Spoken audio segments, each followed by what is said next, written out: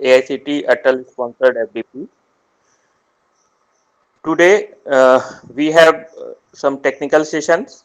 Uh, so for this, Mr. Rajkumar R is expert for this. So let me introduce himself.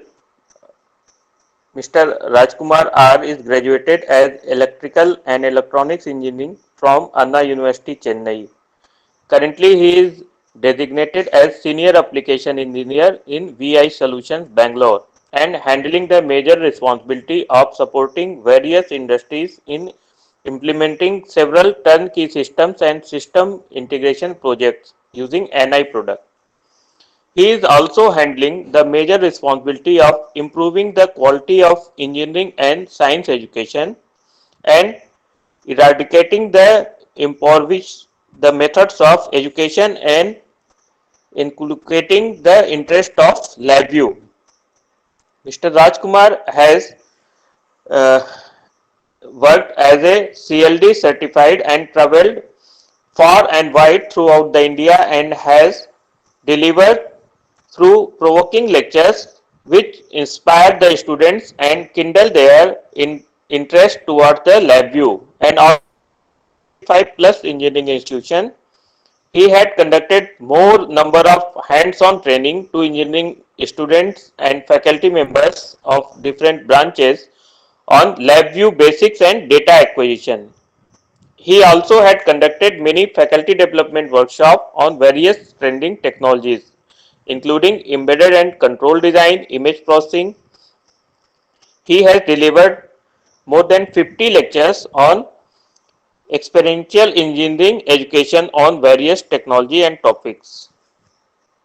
The key interest the measurement and automation, sensors, data acquisition, signal conditioning, design, all things. So now I invite Rajkumar ji to start this.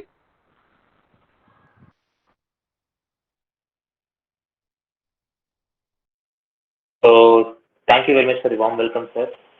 I'm very delighted to be part of this FTP program.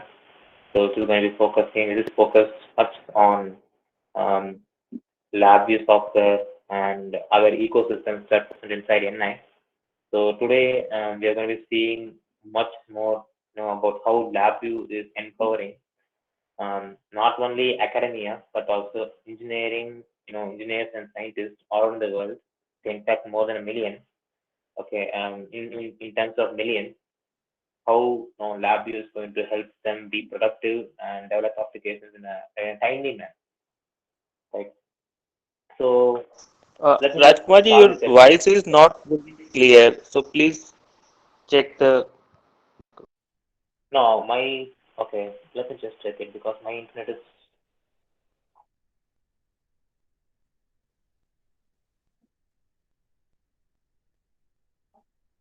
okay. Let me just no.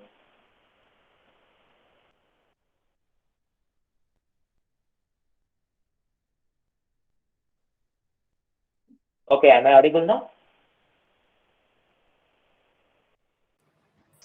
Yes, Yes, sir. yes, okay. Okay, so I will start to be audible. I mean, I will start to be more. Okay, fine. So thank you for having me here. So I hope you have already understood the importance of LabVIEW in the last 2 days. My colleagues have, explained about how LabVIEW is used in several industries and several types of implementation systems. Okay, so today we are going to see about one more perspective of how LabVIEW is used in test development and simulation of robotic systems, right? So with that being said, let me just share my screen so that everyone can uh, be empowered with that way.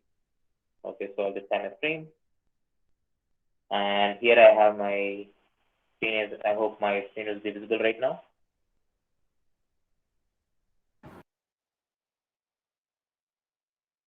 So can everyone see my screen?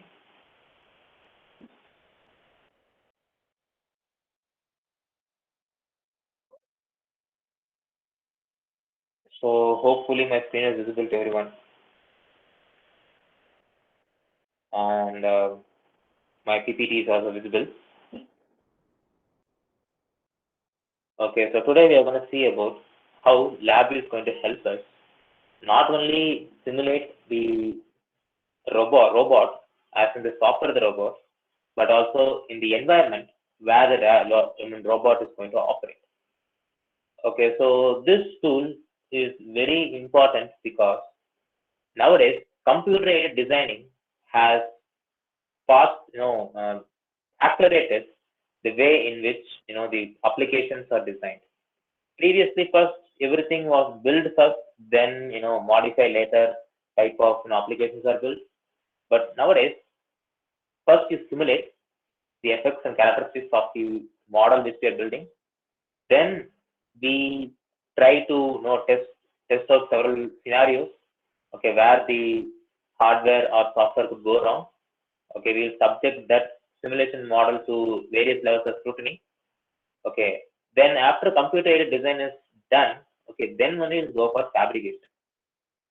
Okay, so during fabrication also mechanical fabrication is there, electronic fabrication is there, so lots of types of fabrication is there. Okay, so several types of domains come into, okay, when we talk about robotics. Okay, there is a software, okay, which needs to be running inside the robotics. Okay, so robotics, you cannot say it's a one domain, okay, it's like a combination of multiple domains. So in order to simulate all these things, we need to have a proper software which is capable of working with multiple domains. Now, if you ask me, you can make use of any software to build these domains. Basically, everything is going to be mathematics.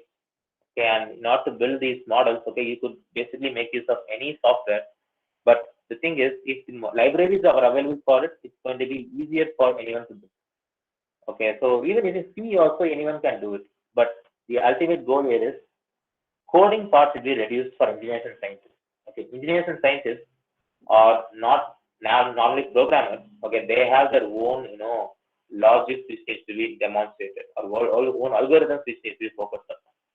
So if we ask them to develop software, okay, it will be not possible for them to develop. So in order to make things simple for them, LabVIEW has several set of toolkits which are available, which can be interconnected. All the toolkits can be interconnected together to build a multi-domain application. So one such toolkit is robotics toolkit. Okay, so today's agenda is going to be arranged like this. First, we'll be focusing on how we can do, what is this robotic simulation module, okay, how it's going to help engineers and scientists around the world. Then we'll see some sets of control algorithms, okay, so which can be used inside the environment, okay, and which can be used to control the robot, and how we are going to focus on the algorithm development, because already algorithms are present. We are going to see how we can use them in our code and control the robot. Okay, and then before control algorithms, we will be focusing on simulation of IO and sensors. So normally, if you take a robot, okay, there are several parts inside the robot. Okay, we have basically sensors is robots is a combination of sensors and actuators. Okay, so basically robots are like a copy of human beings. Okay, not say clone of human beings. Okay, they are used to emulate that human being task done by human beings. Okay, so with much precision offered by a computer. Right. So in order to make it as nearby as a human being, okay, human beings have sense organs. Okay, so in order to emulate this sense organs, your robot should have sensors. Okay, so now let's say we have an actual robot with us. Okay, so those robots are going to have several sensors. Okay, basically vibration sensors. Okay, it's going to have a camera. Camera is also a sensor. Okay, so wide range of sensors will be available. Okay, so in order to have a sense of direction, okay, we'll be having a compass. Okay, so compass, we don't have a compass per se, okay, but we are trained to understand what is left, what is right, what is not, which respect. Okay, so computers or robots cannot do this automatically, so we need to embed an electronic system which is capable of sensing them. So now everything is okay, arbitrary, like you have these sensors, we have these actuators, okay, everything is available in real world. But before we build all these things together, we're bringing everything together. Okay, how can I simulate it in a way which is easy to do? Okay, so first let's say we build we already have the robotic model available, reusing the robotic model available. Okay, then whatever the robot is going to do as a job. Okay, so how to emulate it in the software environment. Then next part is, okay, we have done the simulation, everything is working well. Then our objective is to see options related to hardware implementation. Now, first three sections, let's say we have done using LAMP, for example. Okay, fourth section, in order to build a robot, let's say people go for something totally different, some different embedded system. Okay, so that is not going to be really, efficient way of building it. Okay, because we have spent like 90% of the time or 80% of the time, like designing the robot, testing the robot, okay, designing control algorithms, okay, so reading data from the software, hardware, and a sensor, bringing it into the computer, and using that data, sensor data to run an algorithm. Everything has been done using LabVIEW. Hardware implementation, let's say if you go for something total, whatever your work done during the first three sections is going to be wasted. And that was a tangible effort, okay, with large amount of time was spent. So instead of not going that to waste, what you can actually do is hardware implementation also we have to explore using LabVIEW. And I'm sure first 2 days, okay, I'm sure people would have seen plenty of examples on the same. Okay, so how LabVIEW is used in robotics industry to not only robotics, not robotics industry, you would have seen a very generic example, okay, of how LabVIEW can acquire data from real world by using the hardware called DAX. Okay, so basically instead of normal data, you can acquire the sensor data, bring that data into your computer, run an algorithm, then you can send back the signal to the DAX hardware and control some motor aspect. Okay, so using this, you can potentially control a motor or you can get data from a sensor. It totally depends upon you, right? So this is what we are going to be seeing today. So robotic simulation. So in order to do robotic simulation, we have to understand what is robotics. So basically, robotics is a field in, you can say it's an engineering or scientific domain, okay, which involves designing, constructing, operating, and use of robots in many domains. Okay, it could be in manufacturing, it could be in monitoring, it could be in testing. Okay, it could be anything. Right. So these are tools, okay, which helps us design, construct, operate, and use of robots. Okay, I'm sure everyone must be knowing what robot is. Okay, there are several media and several other sources of information regarding robotics. And nowadays, things are going autonomous. Okay, so since things are going autonomous, okay, we should be able to think in the way that how to introduce autonomy inside your application, right? So what is robotics going to have? So basically, robotics is going to have these three things. Okay, it's going to have a sensor technology in order to sense different types of signals from the external world. Okay, basically the job of a sensor organ. Okay, to bring these information from the external world and observe it inside, process it using weight, some sort of processing system. And once we get the data, we should be able to process the data. Okay, if we get a sensor from data from a camera, using that camera, we should be able to process something or sense something. So that is going to be done by using embedded computing. Okay, so basically the brains of your robot. Okay, you can say it's the brain of your robot. Okay, it could be a processor, or in simulation, it could be an algorithm. and that algorithm will be typically running inside the embedded system. They basically get data from the sensor, make decisions. Okay, then after making the decisions, third one you will act. Okay, it could be by using an actuator. Okay, it could be a motor, it could be it could be forward, backward motion. Okay, by using the motor, or it could be up, down. Okay, by using linear motor. Okay, it could be anything, right?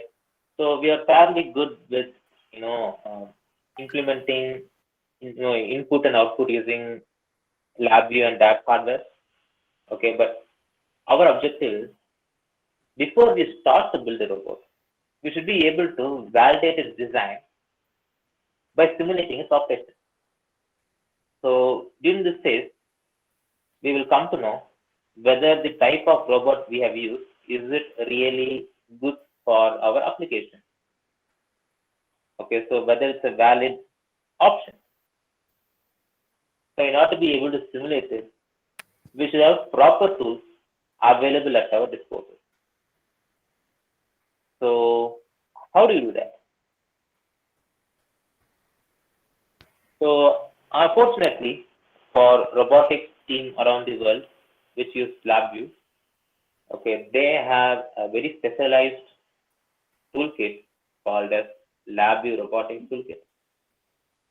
Okay, so this toolkit has 95% of the required information, required tools which are required to simulate and build, maintain a robot.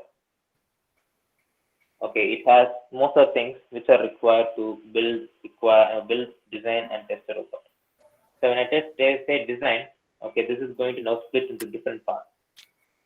Okay, when you talk about robotics, okay, robots have like mechanical design, electrical design, software design. So all these things come to the picture. Now, to be honest, LabVIEW does not have capabilities of designing the mechanical design per se. Okay, because LabVIEW is inherently used by electronics-based engineers. Okay, but we can still get the model from some other platform.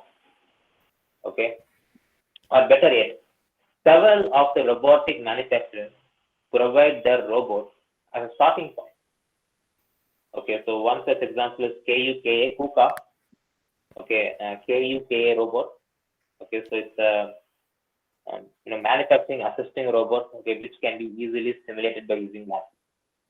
And there are several other providers. NI itself has its own NI robot toolkit, NI robot hardware available,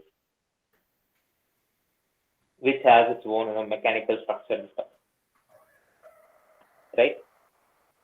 So this basically enables the owner of robotics toolkit to simulate the robot that runs on embedded applications.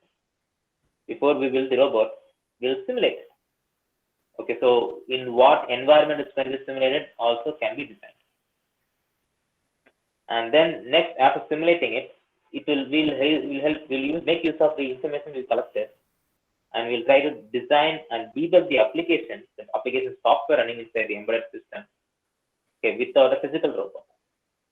So let's say you want to build an algorithm without an actual robot, and whatever that algorithm is going to do, okay, it's going to be based on the data from the sensor. Then based on the sensor, we need to decide, and then we act. So without having an actual robot, we will make use of this simulated robot to subject the algorithm to testing. Then there are a lot of test algorithms available inside itself, so you can make use of it to give some input and visualize. And also, there are several CAD models which are available at the starting point, okay, which can be imported and visualized. Okay, all of these are not going to be mathematical normally. Okay, so we'll be able to simulate these effects. Okay, like let's say if you say go front, robot go front. Okay, when I say it's not verbal. Okay, so like I make use of some controls and indicators to push robot to the front. My robot is going to go front. Okay, so if I say back, it's going to go back. Okay, so these type of visualizations can be done.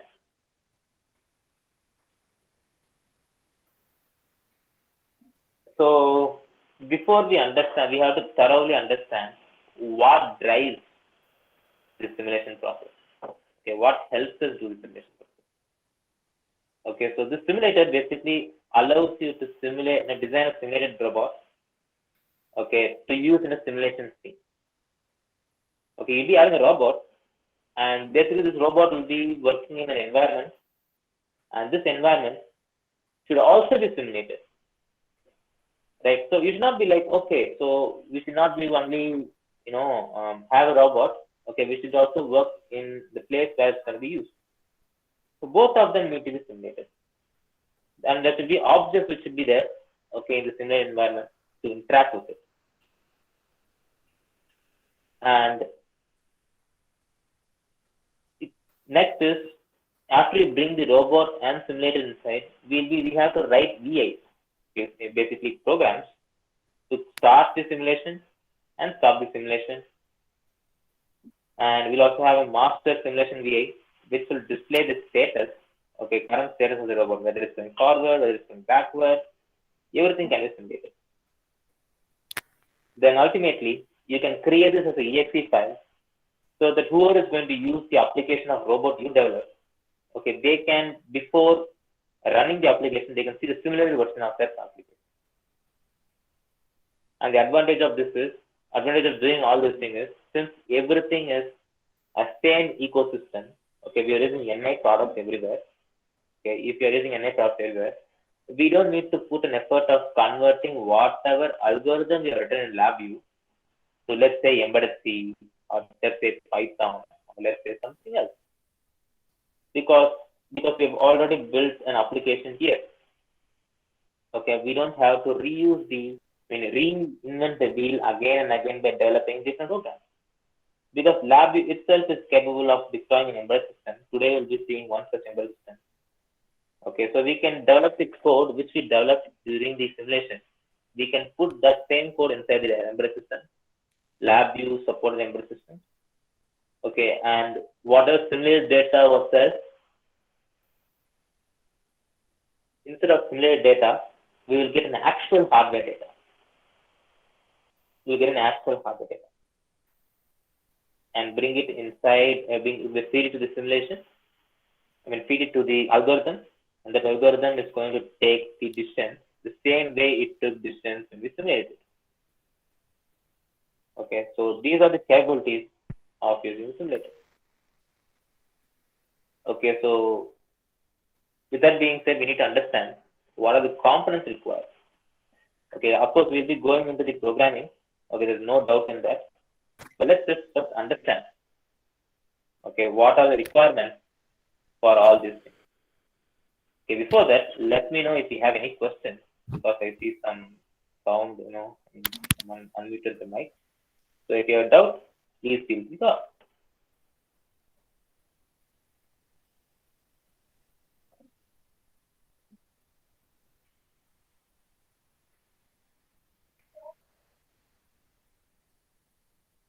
Okay, I am assuming no one has doubts until now. So in that case, let's go back to the presentation. So when we work with robotics toolkit, the objective in LabVIEW is, the core objective of LabVIEW is to make things as simple as possible. Okay, so there should be no complex syntax implementation. Okay, no complex writing of code in other programming tools. Remove the syntaxes. Remember the syntax for instantiating the IO. Remember the syntax for instantiating algorithms. Okay, so we don't need to go over that, right? Because in a high level, we will be knowing about how to build a code by using flowcharts.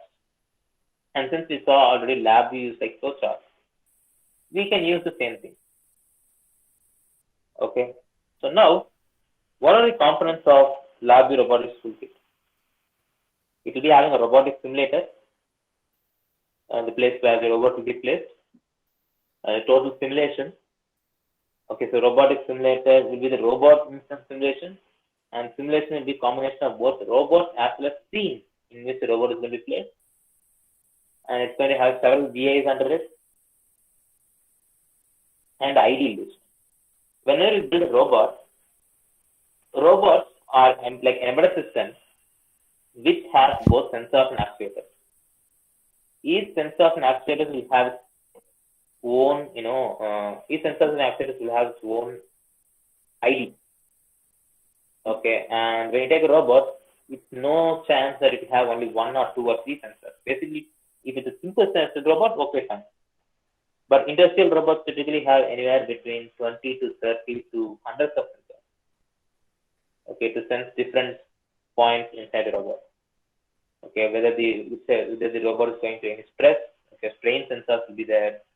Okay, so multiple things are played here, right? So what do these individual components mean?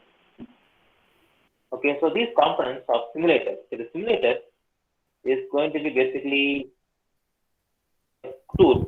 This is going to read and display simulation. Okay, so like we already told that it will have a virtual copy of the physical robot. Okay, this simulator will have all this information. Okay, so it will be calculating the realistic physics-based properties. Okay, so when we say there is a robot, that robot cannot be floating in free air. Okay, the robot in real world will be subject to the laws of nature, like gravity. Okay, gravity is main component. Okay, magnetism. Of course, magnetism is not really important here, but gravity is very important. Okay, so these physics-based properties will be subjected. Okay, so when I say physics, it could be gravitational law, or it could be force. Like when you have a robot, when it runs into a wall, okay, it should bounce back or it should fall back. Okay, so these type of realistic simulation should be capable of. Okay, so we have to write the program in such a way that it's going to start the simulation. And the simulation program. Okay, so basically, there are some terms which we need to understand before we start building the program. Okay, so when we tell robotics, I know it's easy for me to say, okay, it's easy. Okay, but when we import the model of the robot, okay, basically what I'm doing is I'm trying to read a file which contains information related to robot, like how many sensors it has, how many actuators it has. These things will be available. And in order to control my individual sensors, in order to get data from this individual sensor, I need to use a particular function, an appropriate function, to extract the data. So all this information is going to be available in files like manifest files. When you create the robotic model, okay, you are creating an XML file or configuration file. Okay, so it manifests files to render components which they define. So structural integrity, all these things will be defined. And then simulation scene, where you place the robot, and environment in which it's going to be fully simulated, so on and so forth. Okay, so it's going to have several objects which you can place. Maybe you can do an obstacle sensing robot. You'll see a lot of examples here. We'll build a very small robotic example. Then we'll see some examples of how other people have built using LabVIEW, some example applications, and so on and so forth.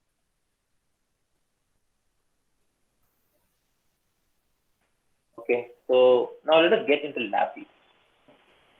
How is your LabVIEW going to help us? So, in order to make use of LabVIEW, we just open LabVIEW, and this is the place where you can simulate it. Okay, so as I've already told, the ability of LabVIEW is to make job simple. Now, in order to make job simple, NI for every toolkit has provided something called framework. Okay, so if you have a data acquisition kind of application, so there could be a template which provides as a starting point. The starting points are very important for any application. Okay, so there is a, you can say that we can start from scratch. Okay, so for research purpose, yes, it's okay. But when we talk about application development, okay, so there is something, application development in the sense, let's say if you're going to do this for an actual project, it's going to work in real world, number one. This is going to be, working in industrial environment, number two. So these two things should be considered. So when we say industry, things will be, critical, time critical. Okay, deadlines will be very, very small. Okay, you need to implement applications in a very small time. So starting from scratch is out of question. So there's always going to be a template. If not, you have to create the template and keep it ready, such that when someone says, okay, I need this to be done, there'll be a template readily available. Okay, so like LabVIEW has already provided the toolkit. Okay, so do we have a template available for us? Yes, we do have a template available. To access the template, I'll go to create project.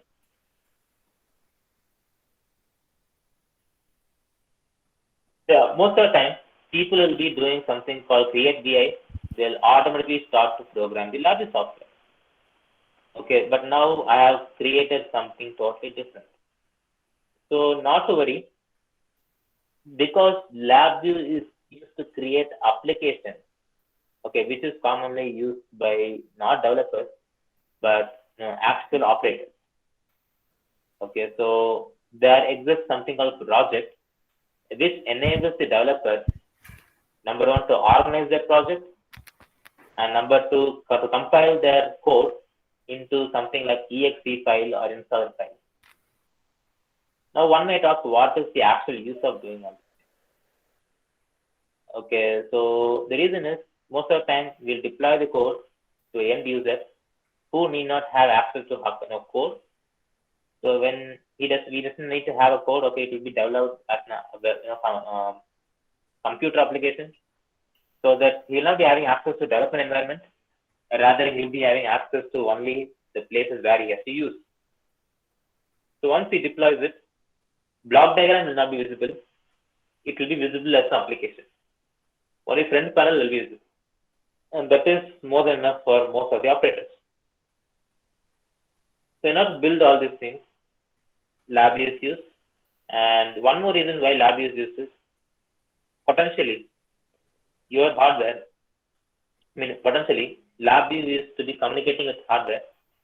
And there are several types of hardware, to be honest, inside in an environment. Okay, so yesterday, I believe you have seen something called DAC. So DAC is basically going to be acting as an extension to your laptop, okay, or to your desktop. Okay, and there are other types of embedded systems which are not directly connected to your laptop. Rather, the embedded system itself will be having operating system. It will be having its own IP address. It will be having its own CPU. So when you make connection between the one computer to this embedded computer, now this will be something like two computers trying to connect each other, right? So this is called as inter-target programming. Okay, when you program other target by using a laptop or computer, okay, we need to use your, project. And depending on the project, either you can start from scratch by going for blank project, or you have tons and tons of, templates available. Okay, depending on the type of application you're going to work on, okay, you have like, if you see, if I have here, I can see something called USRP. Okay, so based on that, if you see, okay, there is a template already available. Okay, using this template, you can build your own code. Similarly, right now, our objective is to talk about robotics. So if you see there is a separate robotics-based project available, this is going to act like a starting point of my application. Okay, this is going to provide me the time Okay, it's going to save me a lot of time to start my application. Yes. So yeah. So I'll make use of this project, okay, robotics, and inside that I have the ability to start both, blank projects in the robotics. Okay, I can start from scratch also, or right now I'll just go for this part, a template, a robotics template, in order to speed up my process of application development. And I'll give finish.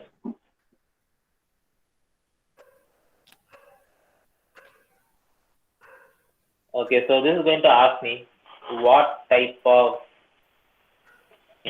project to use. Okay, so if I have an actual hardware, okay, like there is a NI based robotic starter kit available. Okay, if you would go to NI website, they will be providing these things. Okay, so NI starter kit, compact video based reconfigurable system, and single board system, Windows platform. Okay, so these things could be used to control robotic systems. Okay, out of that, if you see clearly, we have something called robotics environment simulator. Okay, this is what allows me to simulate the total model of my robot, where the robot is going to operate. And you can see here that there is a robot placed in the simulation environment, right? So we can we can validate something like mechanical structures, simulate algorithms, and those things can be simulated. Okay, so I'll have the robotics environment simulator and click next.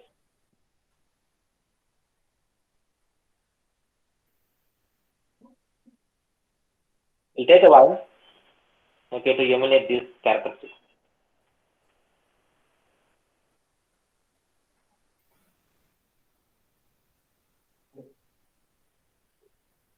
Okay. So, of course, my computer is a little slow.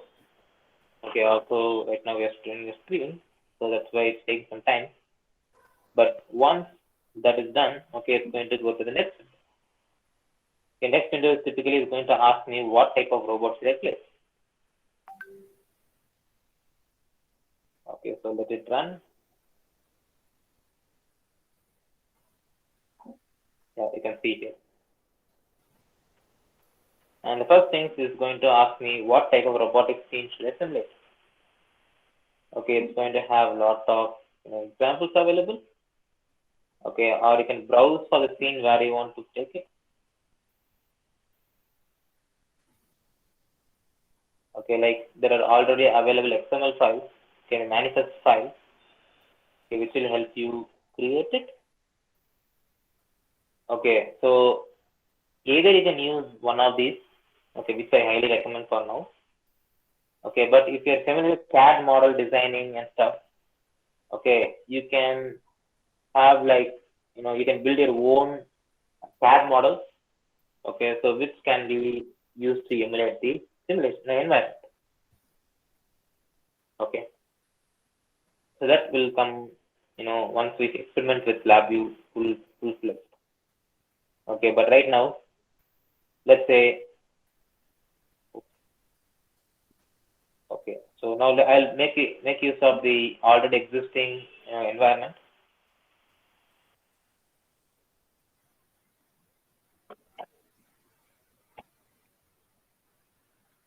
Okay, I'll make use of the robotic simulator.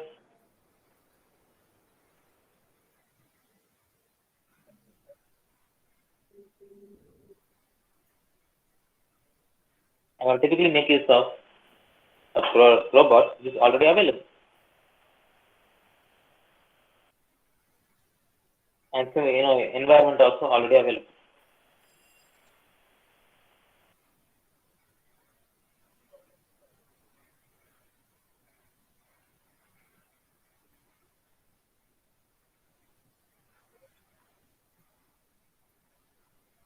So this model, CAD model, will have characteristics like what kind of material you have used to building the building of robot, Okay, so what type of motors are used as robot?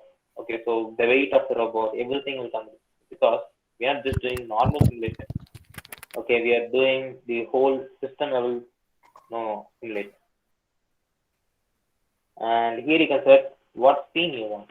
Whether you want the Star Trek 1 scene. Okay, so this looks like this. Okay, under which robot is also by default selected, but it's our job to change the type of robot which we want. Our objective is to just use the scene.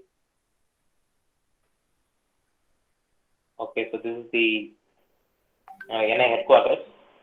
Okay, but if you want something different, you can go for a different, scene as well. So it's going to look something like this.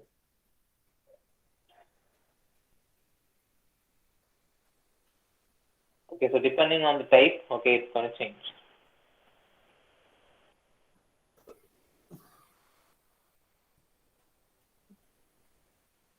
There was one which I selected at first.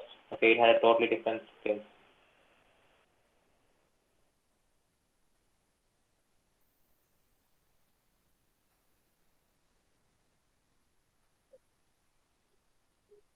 Okay, so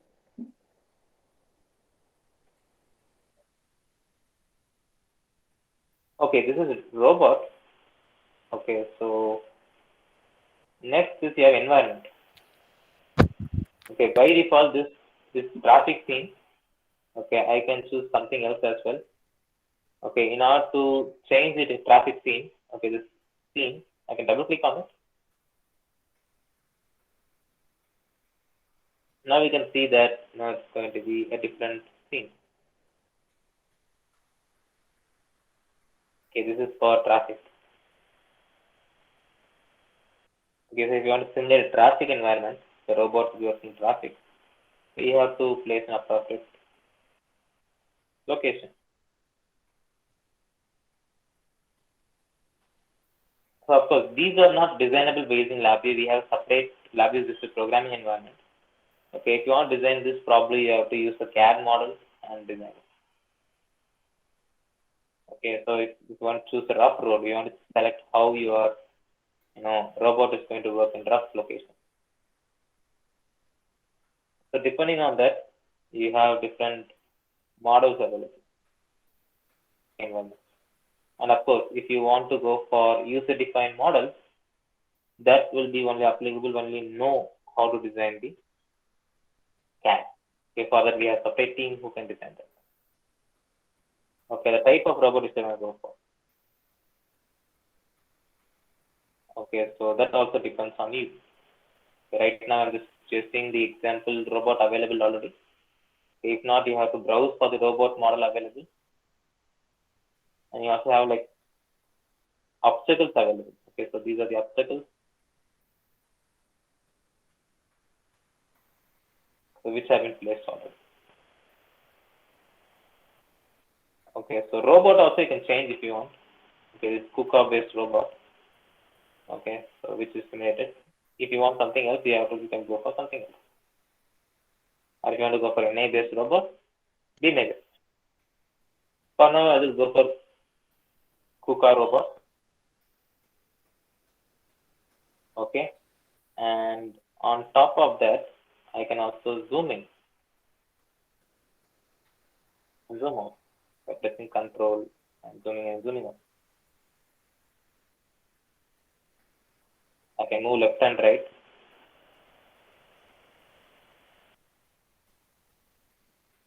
And see exactly what is on top of this. Okay. So now, so we have properties of this robot. Okay.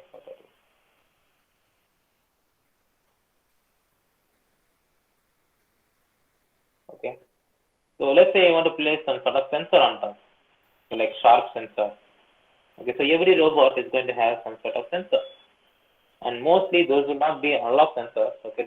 These are all sensors with protocols.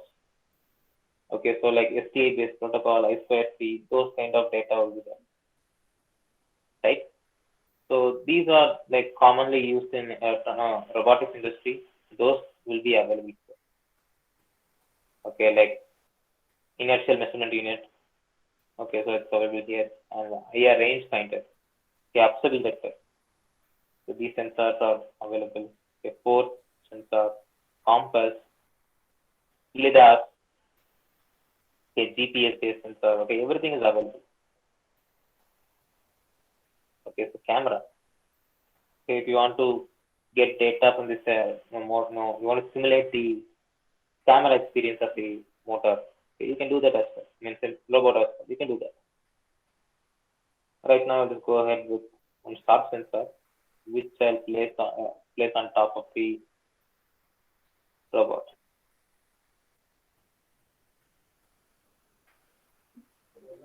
Okay, so I placed on top of it.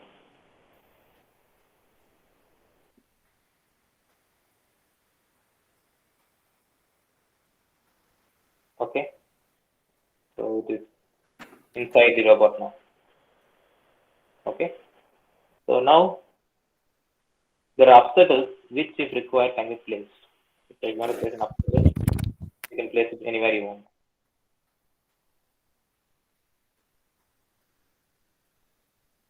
Okay, already there are several obstacles, but out of which I will also place multiple obstacles if I want. Okay, if you want to change anything, also you can change. Okay, so these are already fixed, so you cannot change this. Okay, you can also see the environment information, like what is the gravity. Okay, mostly minus 9.38 is basically this acceleration due to gravity. So these also can be set. Okay, so also like what is the altitude, latitude, everything is set here. So based on that, simulation will be running. So basically, simulation is a simulation. Like lot of mathematical calculations will be going at the background. Right? So now I believe we have placed most of the things are required. Now I just need to view next. And finally, I need to name this project something. Like let's say I name it as KUKA. I browse, I go to desktop, I create a folder, I name this as something like KUKSL again.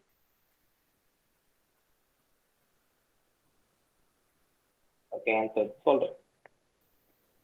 Inside this folder, I can, store the files related to our simulation. Okay, so like I can rename this as well and give save.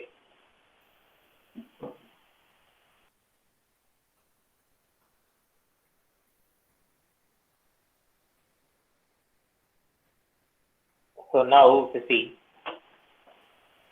the simulation your lab will start to create a model of a robot and bring it inside a lab environment. And if you see very carefully, if you go to my desktop, okay, I have this KUK folder, and if you see there is an XML file, this is manifestation file, which will contain information related to whatever we are going to do. Okay, information means the robot's information. So normally these needs to be created by some engineer, okay, or programmer. But thankfully, most of the robot model developers, they will be having this. So they'll be providing their for the chassis, they have the model, they'll be providing. If not, probably other like this. Okay. And also, the most important thing here is it will be having something called list. And this list is an exhaustive list of what are the sensors available on top of your robot. Okay, so like every sensor, if you want to access, instead of finding out what is the address of the sensor and trying to program it for the simulation. For the sake of simulation, you have this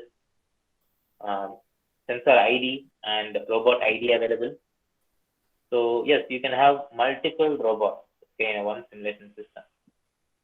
Okay, so for each robot, you can have separate IDs. Okay, and in each robot, you will have several instances of sensors and actuators. Okay, sensors, you have like 3 sensors. Okay, I placed 2 sensors by they no accident, and 1 sensor is already on top of it. So using this, you can identify. Okay, then joint basically is, if you want to rotate. Okay, basically it's a robotic hand. So if you want to change the orientation of the model, okay, you can make use of this. Okay, and if you want to change the actuator, okay, so like motors will be there for everything. Okay, actuator based information if you want to give, they are given ID for the actuator. Okay, and this is only for the hand. Next, unfortunately, we also have for the robotic component. That is, let's say if you want to move the robot, okay, from one place to another. Okay, so that kind of information is robotic component. Okay, robotic chassis, okay, the base frame, and the wheel. Okay, wheel is basically motor only. Okay, front wheel, back wheel, front right wheel, back left wheel, those kind of things. And obstacles ID also is given. So if you want to track something out, if you want to model something based on the obstacle, you can take that ID and you can play around. Yes. So this is how this has made the things much simpler. Okay. So of course you can also go traditional methods, like you can build everything from scratch, but the amount of time taken for it and the understanding which is required, okay, it can be very light. Okay, and you have like these IDE files. Okay, it is basically a CAD file. Okay, it will have all the scenes information inside. Okay, if you are familiar with it, you can experiment. Okay, if not, it's best to make use of something that is already available. So, as of now, if anyone has any questions, please let me know.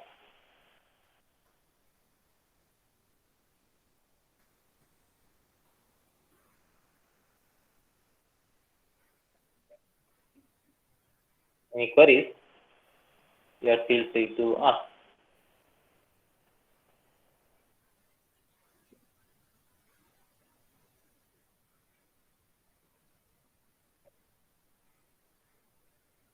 Okay, I'll assume that there's no requirement as of now. Right. So next is going to, after we create it, okay, so we said there will be several VIs. The one which should be an object of our interest is KUKA robot.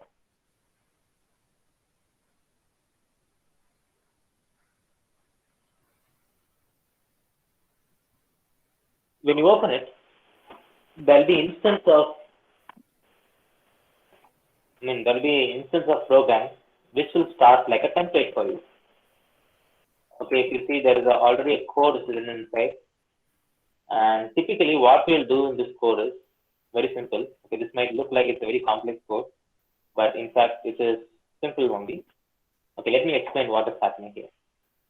What we basically do is we first extract the information whatever we have collected during the configuration by using the XML file.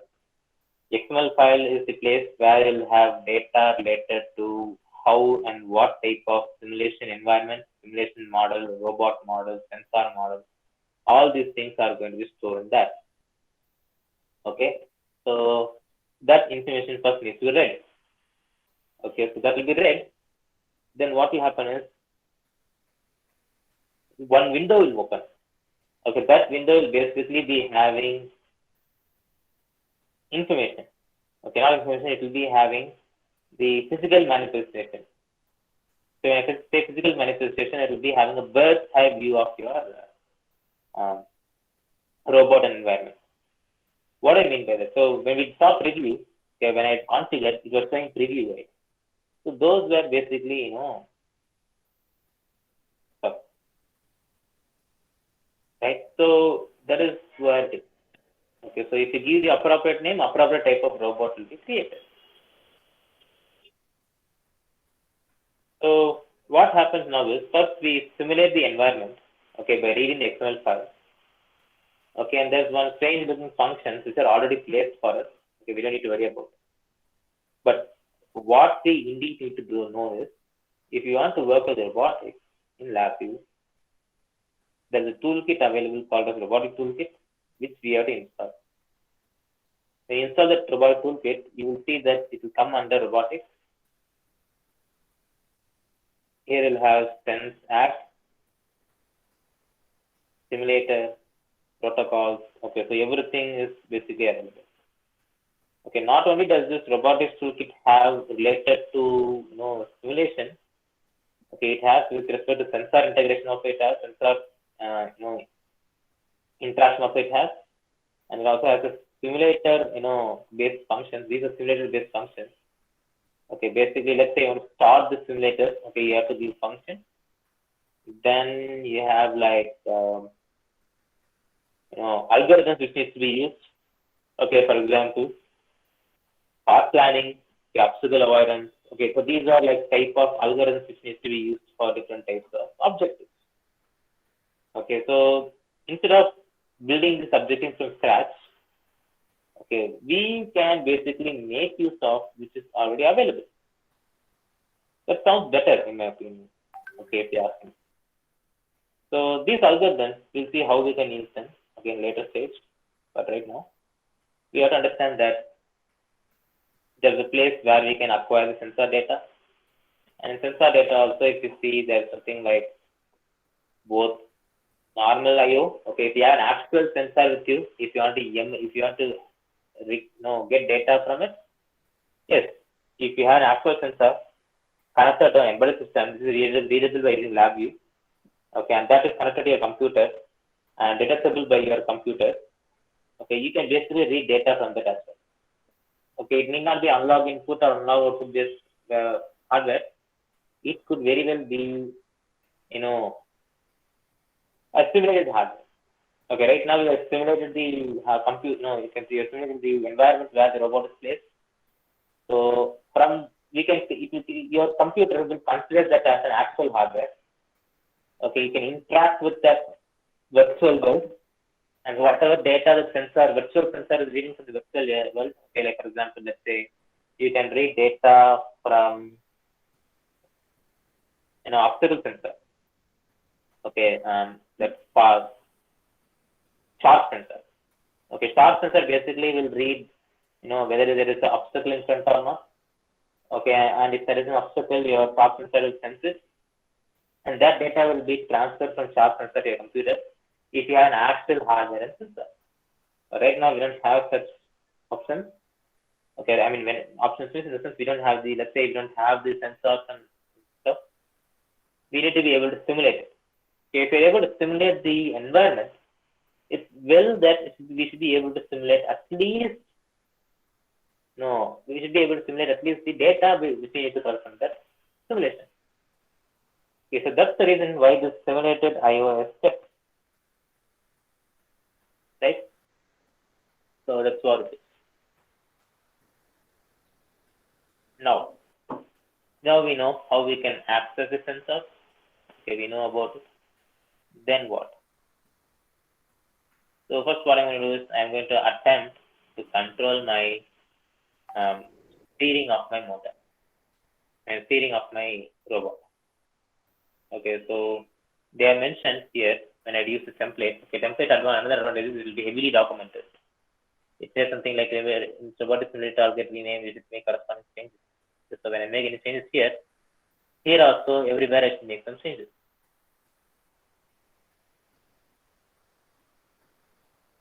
Okay. So now the objective clearly defined. Okay, so when I work with hardware, however, I need to instantiate the driver. Okay, whether it's a simulated driver hardware or simulated hardware. Okay, so it's a real world hardware or simulated hardware. It will be having some drivers, okay, which needs to be instantiated here.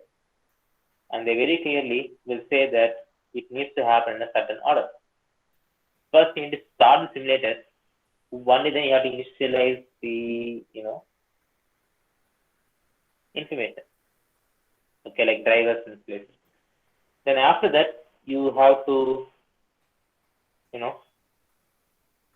do whatever it is required. Okay, so if you want to control the robot, you have to send commands to the virtual robot and upload it here. Okay, right now, let me just run this code without any type of control. Let's see whether the robot is coming, whether we're able to see anything here or not. I run this, and run this. Okay, I should be able to see the environment where my robot is there. So it opens a simulator where my robot is present. That's it.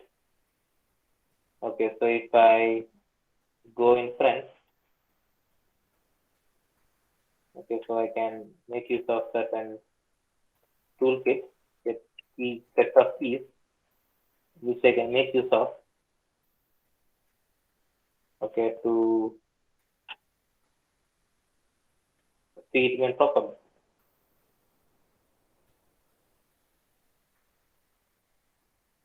So like you can see, this is the CAD model.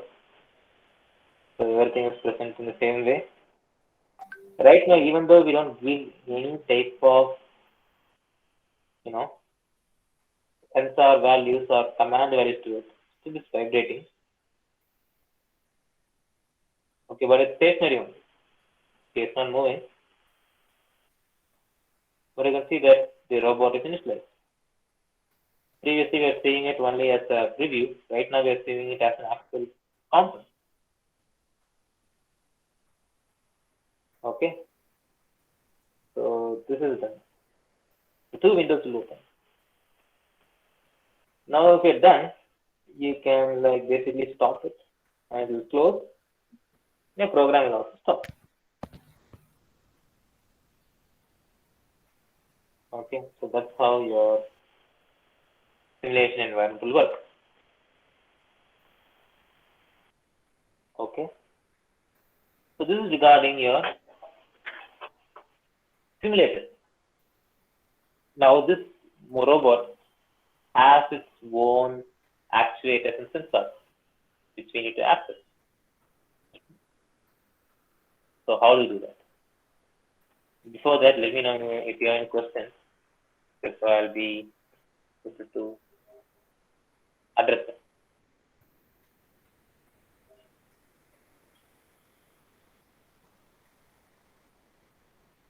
Any queries?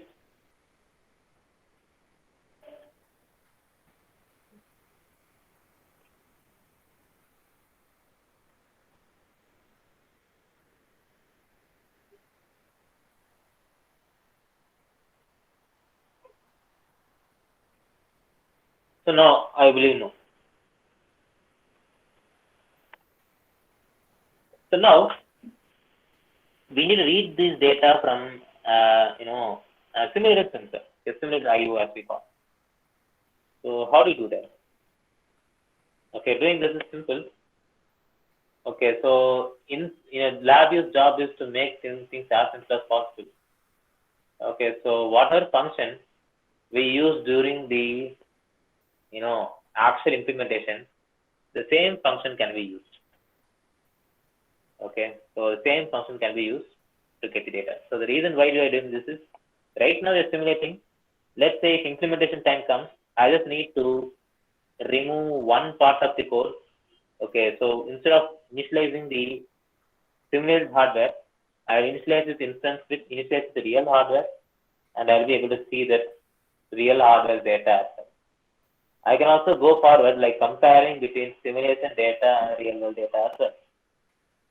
Okay, so this is how it makes it much more interesting, right?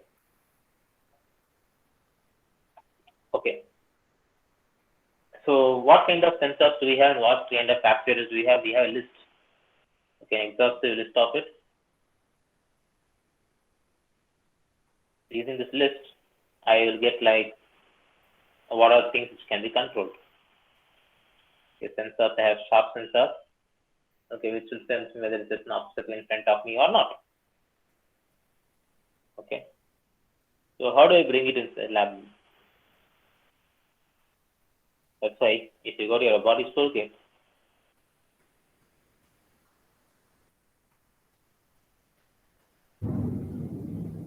I have a sense act function. In that I have something called IO sim. And here if you see there is an exhaustive list of functions. Sorry about that for robotics. There's one thing which I don't like if I move my cursor, it will totally go away. What I'll do is I'll have a function called pin. By pinning it, it will be always there. Even if I click somewhere, okay, it can be there. So I'll go to sense. I'll go to IOSIM.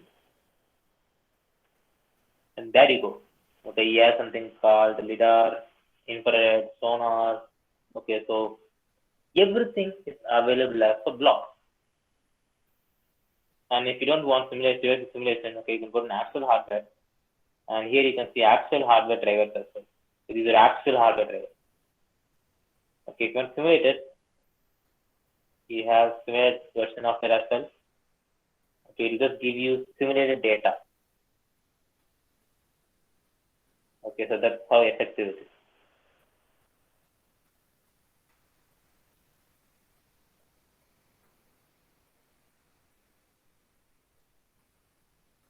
Now I'm going to read data from sharp sensor. Okay, sharp sensor is basically an infrared sensor.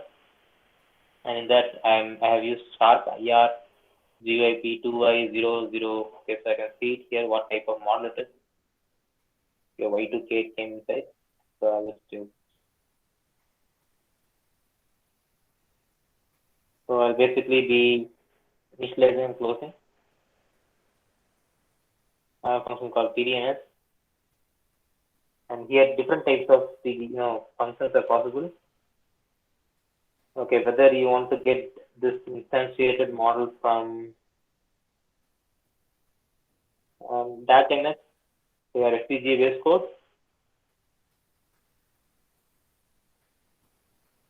or simulate. Okay, right now I'm just going to simulate the instance. I'm just going to use simulator. I should make sure that I don't put this outside. Okay, because initialization of all the hardware will happen over here. Try to make use of that.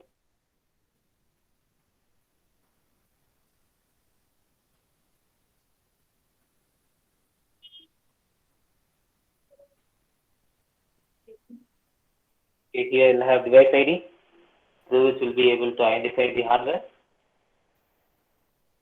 And we have to give this data.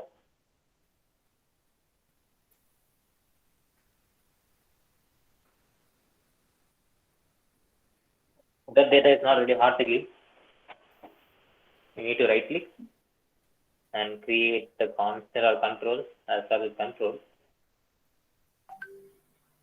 You'll see that it has an option of either do robotic, it will ask robotic ID and sensor ID.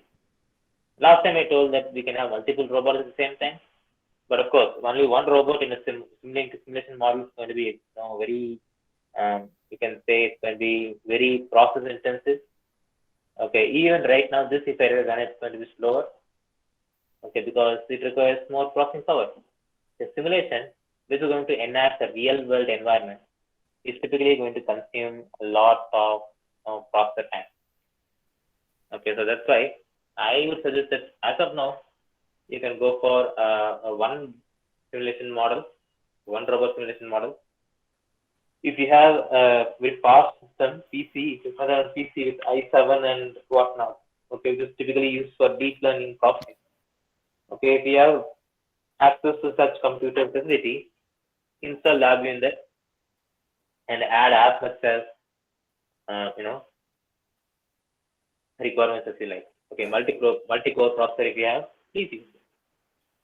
Okay, but the more processor you use, it's going to consume more power as well. So power is also a very vital stuff in simulation. Okay, so yeah, and since we'll have different sensors, different robots, and in different robots we'll have different sensors, we have to specify both of them. So we have to specify which robot will have which data. And I'm going to read data from sharp sensor. I'll copy the sharp sensor.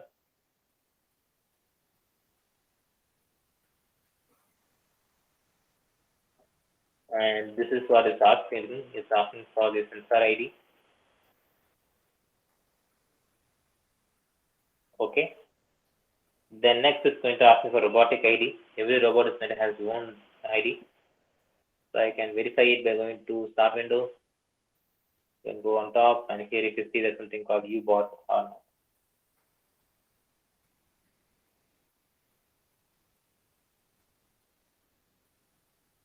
Robot ID? Yeah, this one.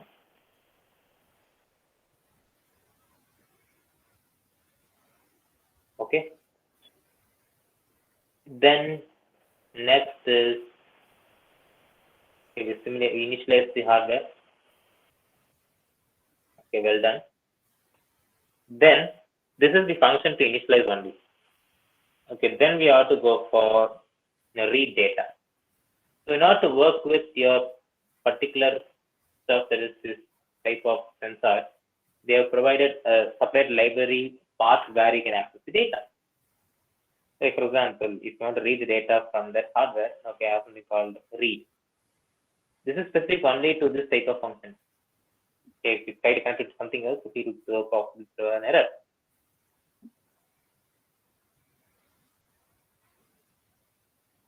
Okay, so we read the data. And how often do we read the data? So if you see, this is something called as event structure. Okay, it will work only when the event occurs. Okay, when someone tells that event should occur, it will work. What I'll do is I'll put in a timeout. So when we check for any events occurs, if within 100 milliseconds no event occurs, okay, this whatever is inside this will work. Okay, so I'll put it inside the program. And it's going to work something like this. Okay, so let's initialize, then read data. Okay, and this is the timer case. This is used for handling some unexceptional requirements. Let's say you told some also to start, but it didn't start. Okay, so you need to give a timeout. Okay, if it doesn't start within, let's say, 1 minute, maybe there's some problem. It shouldn't attempt again. The first types of stuff can be done here.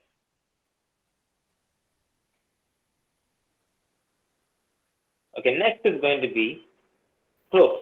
Okay, right now we have initialized data. We have done read data. Then next is going to be, we can go to utilities, or I believe we can close this. Okay, there's a close function.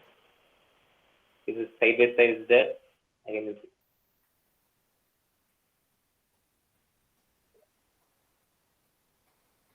Okay. So now I just have to connect this from this. Okay, so basically I connect this because I need to interlink both of these things together. Okay, so what I'll do is I'll make use of these functions. I'll say, okay, read data from this sensor, and at which this device is connected. Okay, both of them I will connect. Okay. Next is going to be, here in this we will do whatever is default, right? Then potentially after finishing the process of robot, we need to shut it down. Right? To shut it down, what we do is we tend to use something called as start and shut down.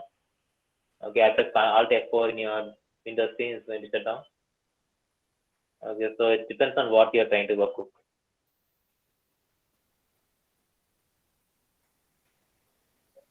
So first, what you do is just the initialize it. Okay, it's going to create a reference, and using the reference, we'll access some data, that is the read data. Okay, then finally we'll close the driver off. Okay, we don't want any other interaction.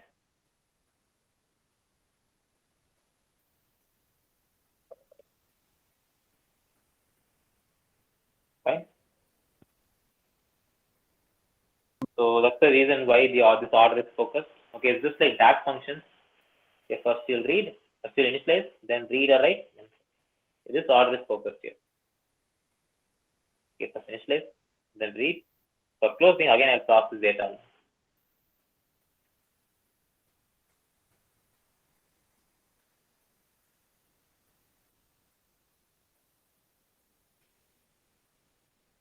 So what is going to do is it's going to check whether object is redirected or not.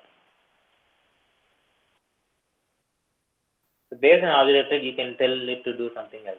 Okay, whatever you desire.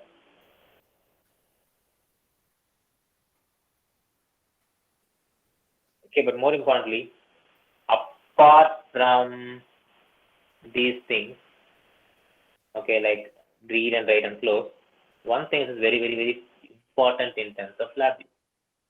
Since LabVIEW is used in development of sophisticated and rugged applications, okay, it should be less prone to errors. Now, I'm not saying that it's impossible to, it's possible to, eradicate every error.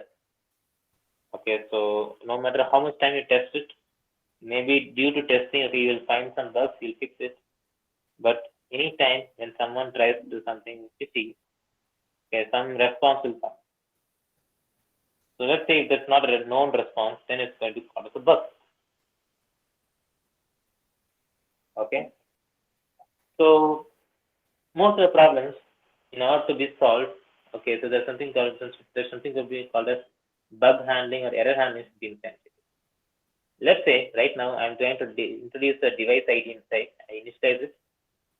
Let's say during this part some error has occurred. Maybe that the hardware is not properly connected. Okay, I shouldn't waste time in reading or closing. Okay, so in order to do that, we'll have one more input called as error cluster, which basically is used for emulating. It's basically used for detecting errors. Okay, so what I'll do is I'll just pass data from here to here.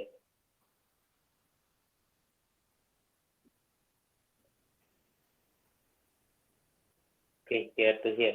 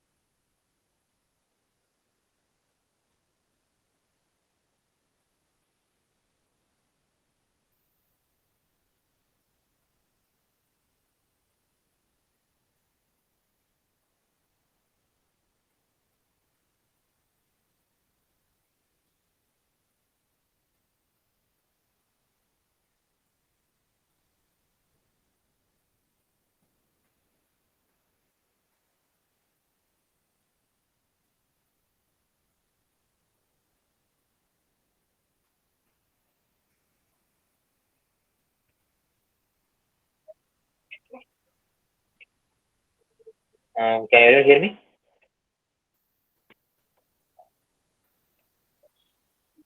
So someone please let me know if you can hear me because my internet my power went off, so I had to switch to another internet.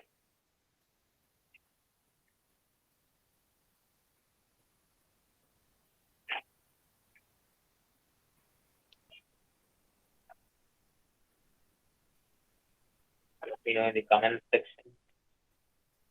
Yes, sir. You are audible. Okay, that's it. That's wonderful. I'll share my screen again, and we'll get back to the session.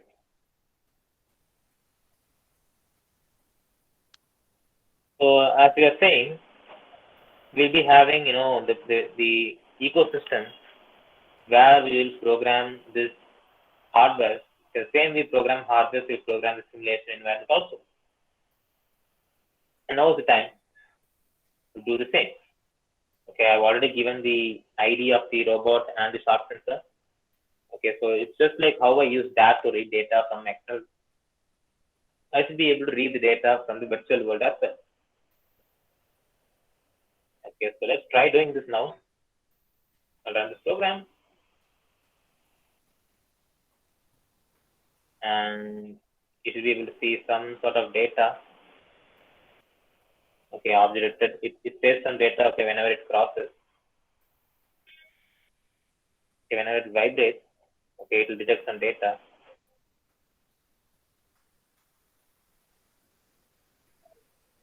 Okay, right now it has become stationary. Okay, next we have to know how to control them. Okay, when we move towards some location, it should be able to say to us. Okay, but right now since it's stationary, yeah, we are not able to see. Okay, so right now it's doing the opposite. Okay, so we have to move. We have to find a way to move this information.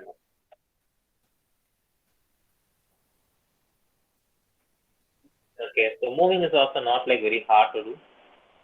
We should be able to move. Okay, so when you stop it will close and it will come up again.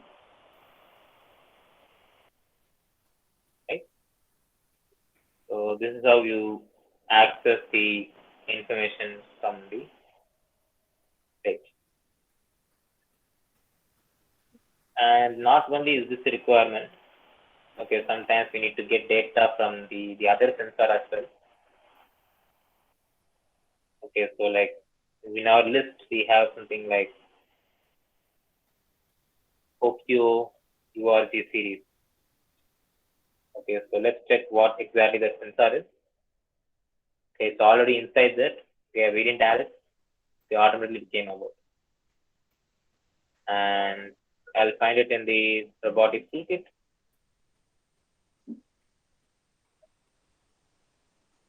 Sense app, IO simulation. Okay, base LIDAR. Okay, so data from LIDAR also can be easily brought up. All you have to do is you have to initialize it. It's going to ask how I'm going to get data from the LIDAR. Okay, mostly it will be simulator only right now. We don't have an actual hardware. We'll simulate it. And I'll give the device ID. I'll give a constant or control, whatever it is. Okay, right now if you see, we have already fixed the device ID. It is not going to change. I can right click on it on the block diagram and change it to constant.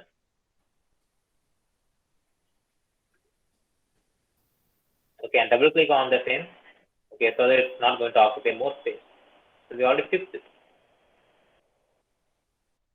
Okay, so again I'll right click here and create a control to give the device ID for this. Okay, so again I have to go here. I have to give the name of this sensor actuator. Then I have to focus on giving the robot name.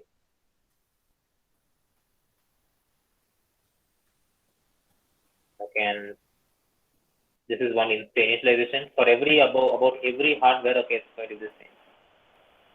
But initialize, then it's going to be read data. We may need to configure it if required, but I'll just acquire data from it. And the type of data which I'll get is in the magnitude, direction, those kind of things which I'll get. Magnitude and direction only you'll get.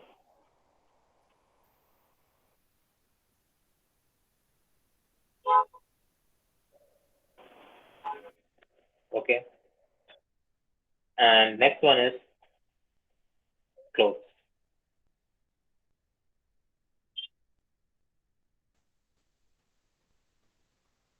Go back, close.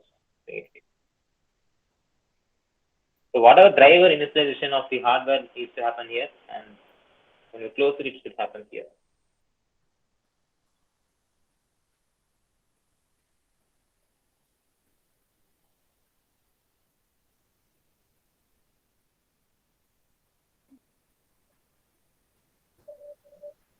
Okay. So yeah.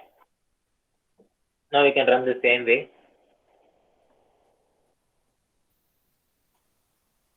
Okay, and it's initialized. Okay, it should be seeing some data. Okay, whatever data is reading.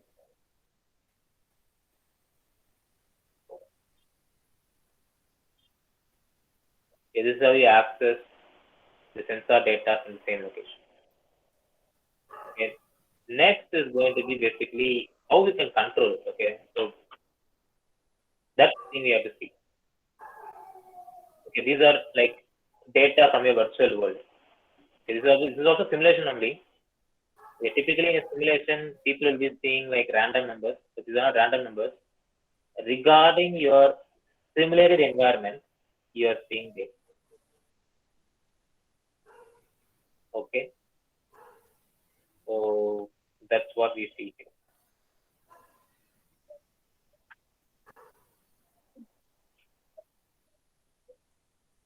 Right. The next is going to be control. Okay, basically we need to be able to move forward or backward or whatever it is. And in order to do that, we will be basically going for control. Okay, these are sensors, okay, actuators. And basically we can move around, okay, the sensors and actuators around. Okay, but before that, as we already saw, we need to know what are the things which we need to control during that portion.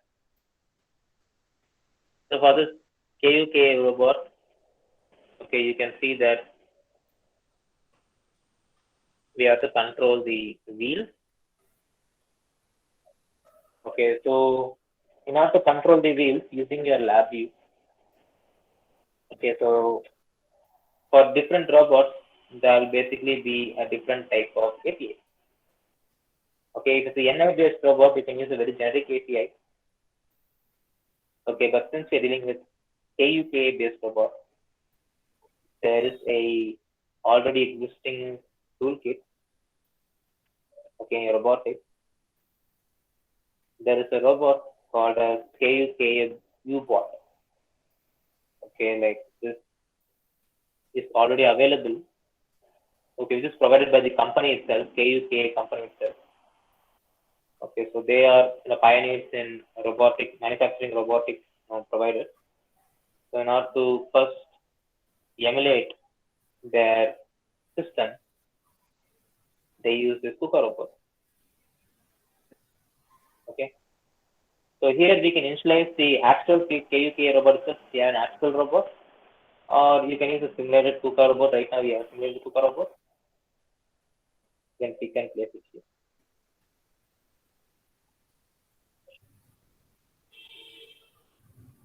So we need to control this position. Okay, we need to be able to drive around it.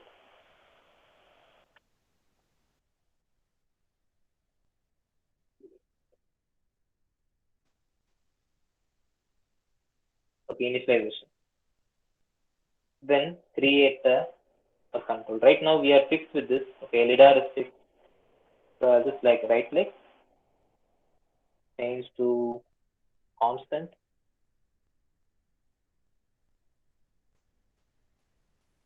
And make it as one of input like this.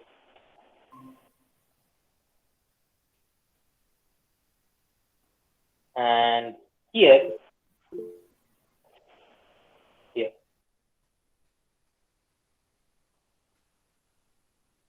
questions?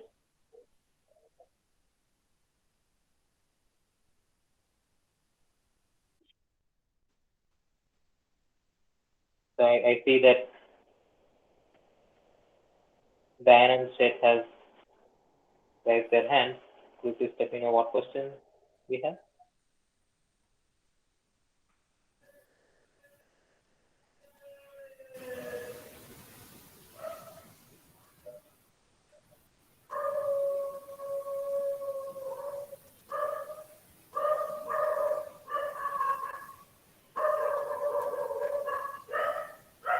Any questions?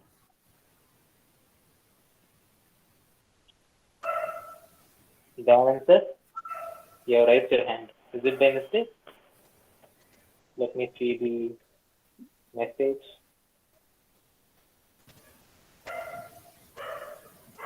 Okay, so type in the message.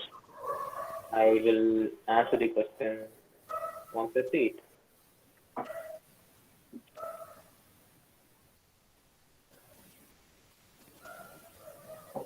So right now we need to work with the KUKA bot, because KUKA bot is a place where you have this, the sensor.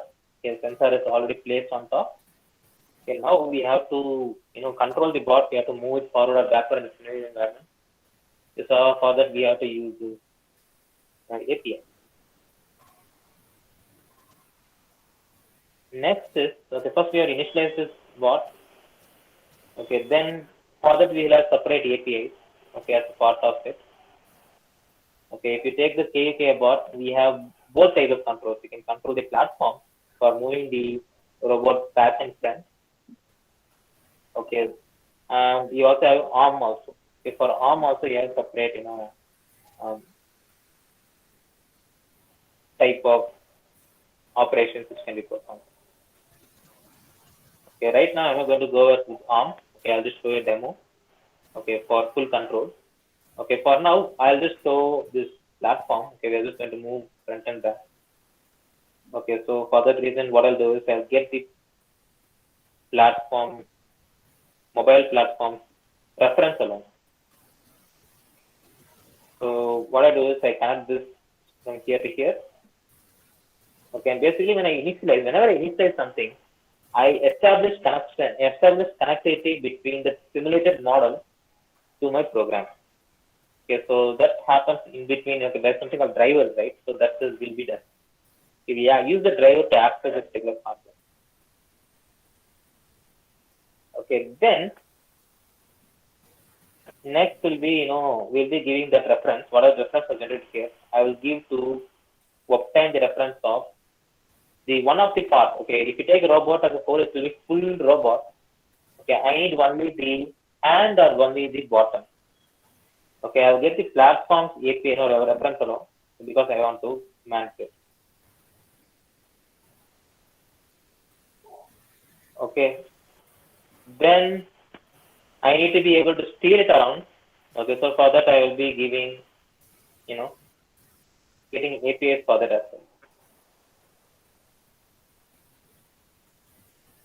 Okay, something like this. Now here I have to set, velocity of my motor. Okay, so which happens inside the actual code. Okay, whether I have to go front or whether I have to go backward, whatever it is.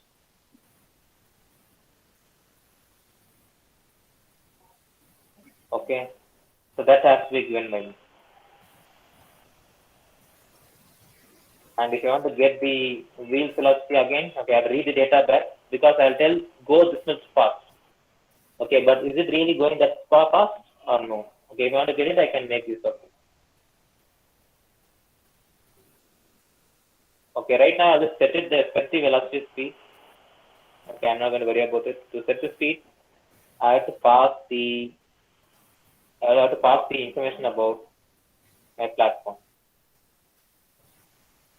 So from here to here. So velocity, as you see, okay, it will be an array of data. Okay, and velocity, if you see, will be 4 types of information. Okay, for front wheel, back wheel, front right wheel, back right wheel. Okay, front left, front right, back left, back right. Okay, both the combinations will be there. Front left wheel, front right wheel, back right wheel, back left.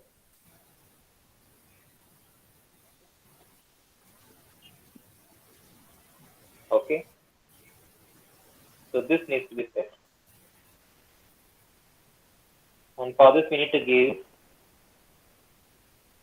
counterclockwise velocity. Okay, so this needs to be given in the form of array. So 4 elements will be there. For 4 of them, we have to give.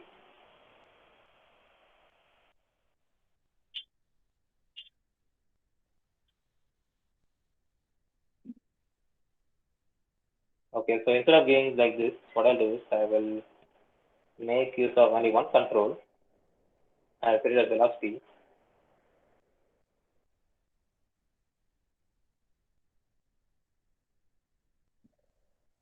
Okay, I'll make it as velocity. And what I'll do is I have an array function. I have an array function. Okay, which is going to just copy whatever value I give the velocity. Okay, whatever value I give velocity, how much ever times I want. I want the same value 4 times. So I'll use this function called initialize array. Okay, I'll tell what value and how much time, and I'll pass as infinite. So on all 4 wheels, the same amount of pressure will be applied.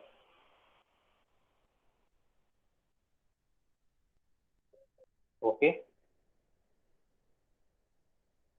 So then after that,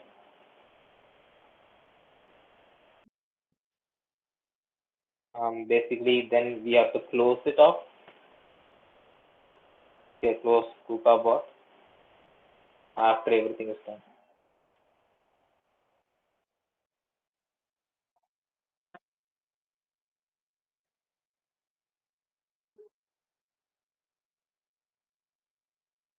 I guess we'll be using this particular API.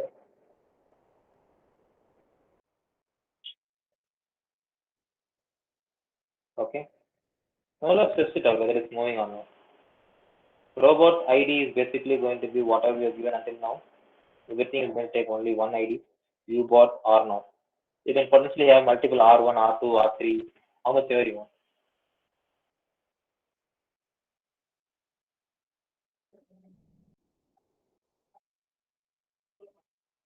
Initialize it.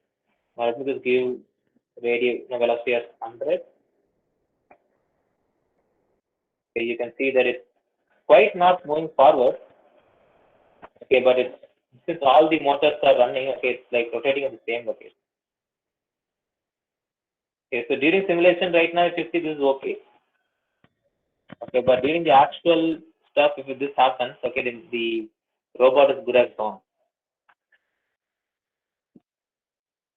Okay, so not all the right now my approach of sending all values as 4 is wrong, to be honest.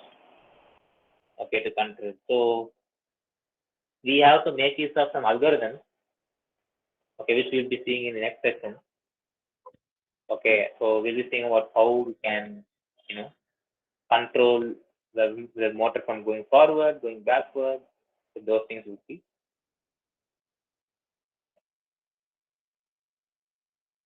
So this is regarding how we can control and get data back from your code, your virtual, model of robotics. Okay, next we have to be able to run control algorithms. Okay, we'll see some examples. Those things we'll see. Right now, we'll say examples of how people have developed application using this architecture.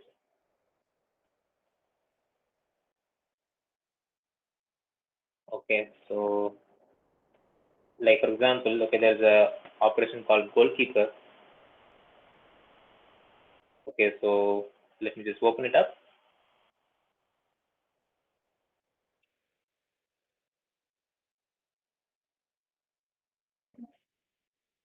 So goalkeeper is basically going to make use of lidar. Okay, and it's going to, try to prevent the ball from reaching the goalpost.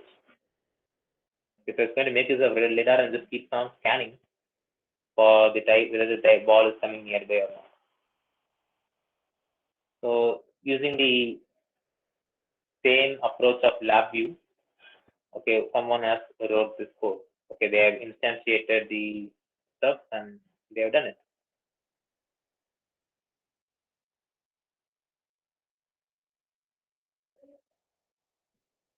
So if you see lidar data is coming here and similar display is also here. When they run this program, the same model, okay, instead of opening a separate display, someone has provided only this part. This is a separate type of motor in robot. Okay, so that is the NIS robot, starter kit robot. Okay, so they have this obstacle. Okay, basically this obstacle is nothing but your it's modeled as ball. Okay, that's why it's called as goalkeeper. Now I can change the right now it's checking the where this is scanning for the ball. Okay, so now let's say if you shoot it, okay, it's going to block it. Okay, control system has been written by someone. Okay, so it will keep tracking the ball. So I change it. Okay, it's going to try as much as possible to keep track of the ball.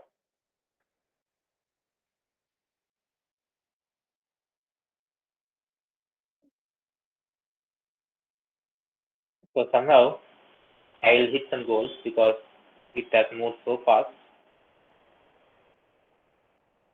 But it will try its best to block it up.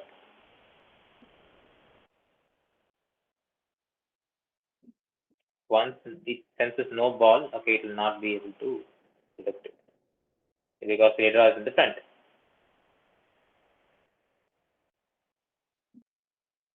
Now, how do they do this?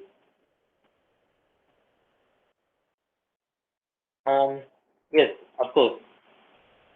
If you see that code, whatever we written, okay, so it is our template, okay, but you can modify the code to your own needs.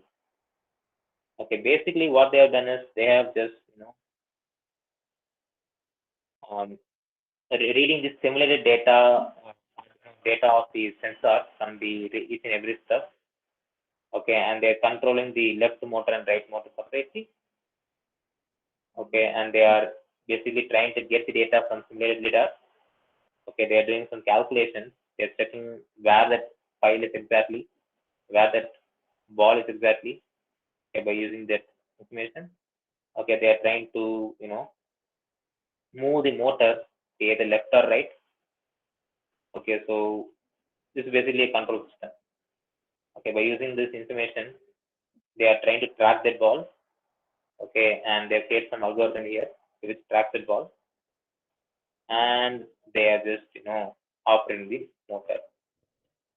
So get data from the sensor, make some distance, then control. And in that process, they are also trying to plot the lidar data as well. Okay. So here they are trying to work with the obstacle. Okay, so you can control the obstacle inside the hardware as well, inside your simulation environment as well. So that name, if you mention, name of the obstacle, if you mention, you should be able to play with it. So we basically, when we shoot it, okay, it's going to be going at a particular location. Okay, if you say 0, okay, it's going to go straight line. If you say some value, okay, it's going to do some mathematical manipulation. It's going to keep bouncing. Okay, like a sine wave, it's going to keep bouncing, and it's going to go. Okay, so there are several codes available for that. Okay, so both of them they are put in parallel because LabVIEW supports something called parallelism. Okay, so instead of keeping everything in one single as one type of process, they have separated the process in two different loops. So this is what they have done.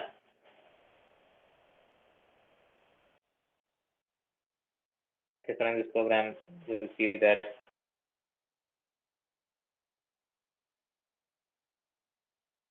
If I shoot it,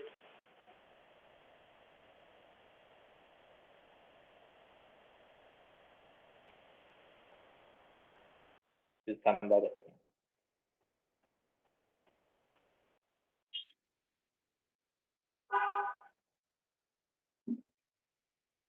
So this is how you simulate your FS using LabVIEW.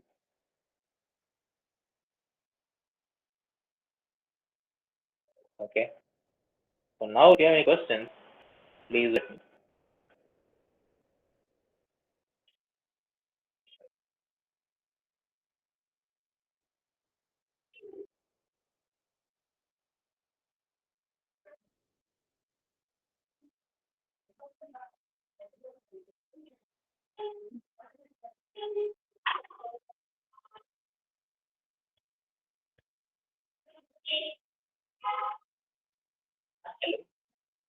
So can you hear me?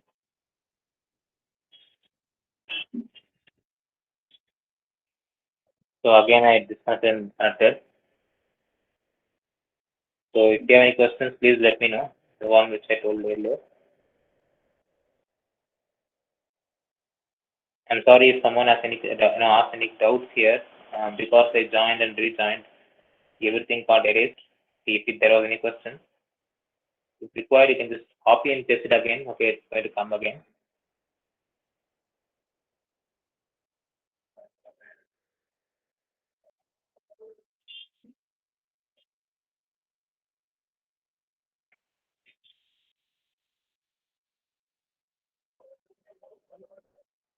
Okay. So in that case, let's see something else. Okay, so this is one example. Okay, of such operation.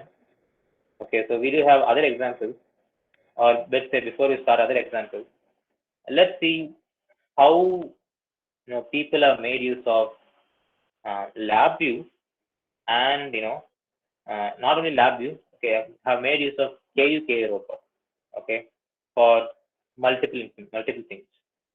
Okay, now I understand that I'm sure some of you would have already opened KUK robot and worked with it. I mean, I Googled it and find out what exactly it is. But the kind of thing which your KUK robot can do. Okay, so there's one capability implementation video. Okay, it's available here. So which I would like to show. Okay, basically this video is to show the total capability of KUK robot. Okay, so programming of robot can be done in any language. Okay, we'll see how KUK robot can be interfaced, how they interface it using LabVIEW. Okay, but the capabilities of this KUK robot. Okay, so in order to experience that, we have this video over here. So before I play this video, let me see if Windows sound and all will come to you or not. Settings, general settings.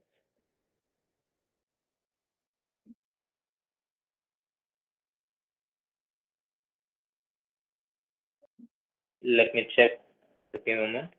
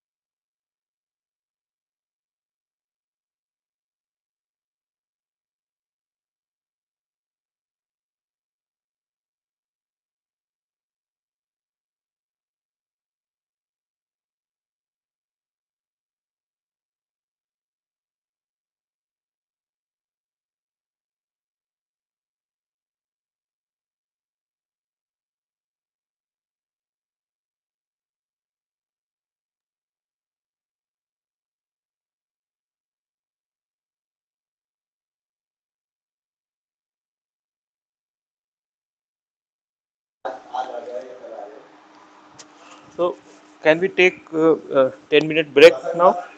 Yes, sir. We can take 10 minutes break. So, dear participants, so there will be a 10-minute break. After 10 minutes, please join again. Okay.